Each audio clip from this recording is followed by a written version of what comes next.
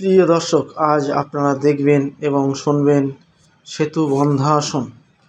এই আসন অভ্যাস করার সময় অভ্যাসকারীর শরীরের আকারটি ধনুকের মতো এমনভাবে বাঁকানো হয় যেন ঠিক একটি সেতুর মতো লাগে দেখতে।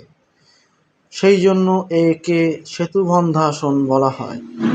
সহজ সরল এই আসনটি যে কোনো বয়সের মানুষ করতে পারে।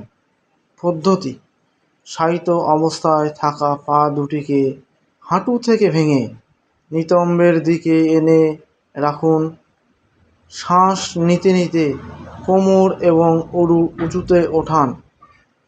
মাথার পেছন দিকটা, ঘাড় এবং কাঁধ শক্ত করে মেঝেতে রাখুন। শ্বাস প্রশ্বাস স্বাভাবিক রাখুন।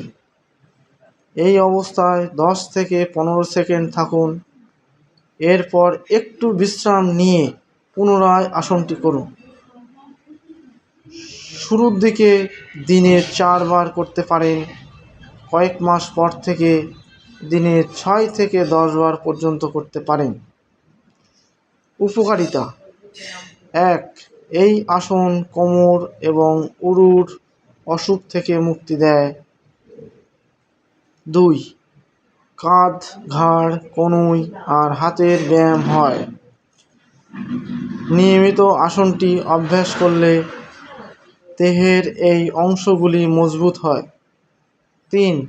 এই আসনে অতিরিক্ত বায়ু নির্গমন হয় ও অজীর্ণতা সারায়।